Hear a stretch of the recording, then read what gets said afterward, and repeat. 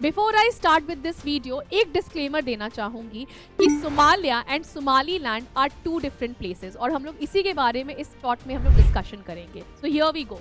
Israel ने Friday को एक बड़ा डिसीजन लिया है और रिपब्लिक ऑफ सोमालीलैंड को एक इंडिपेंडेंट और सॉवरीन कंट्री के रूप में ऑफिशियली रिकॉग्नाइज किया है। इसराइल ऐसा करने वाला दुनिया का पहला देश बन गया है।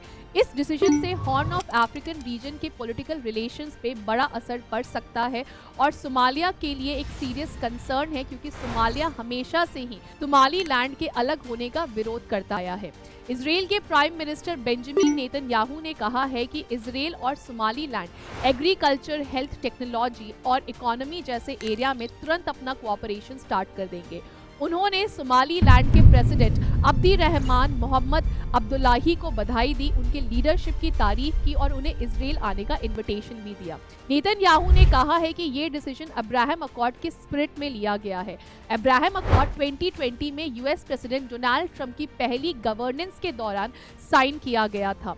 इस अकॉर्ड के तहत इसराइल ने यूनाइटेड अरब एमिरेट्स और बहरीन जैसे देशों के साथ डिप्लोमेटिक रिलेशन स्टैब्लिश किए थे। इसराइल के फॉरेन मिनिस्टर गाइदोन सार एंड सोमालीलैंड के प्रेसिडेंट ने साथ में मिलकर म्यूचुअल रिकॉग्निशन का एक जॉइंट डिक्लेरेशन भी साइन किया था। सोमालीलैंड के प्रेसिडेंट ने कहा था कि उनके देश अब्राहम अकॉर्ड ज्वाइन करेगा और ये कदम मिडिल ईस्ट और अफ्रीका के बीच में पीस एंड स्टेबिलिटी को बढ़ावा देगा। सोमालिया के सरकार ने इसे इलीगल बताया है और कहा है कि ये उनके सॉवरेनिटी पे अटैक है। सोमालिया ने कहा है कि वो इंटरनेशनल लॉ के तहत अपनी unity and international recognise boundary को प्रोटेक्ट करेंगे।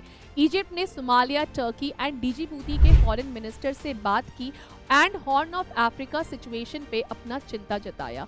इन सभी देशों ने सोमालिया की टेरिटोरियल इंटीग्रिटी को सपोर्ट किया है। अफ्रीकन यूनियन ने भी सोमालीलैंड को रिकॉग्नाइज करने से मना कर दिया है और सोमालिया की यूनिटी का समर्थन किया है। सोमालीलैंड 1991 से अपनी self governance and relative stability के साथ काम कर रहा है, जब सोमालिया सिविल वॉर में चला गया था, लेकिन अब तक किसी भी देश ने उसे ऑफिशियली रिकॉग्नाइज नहीं किया है।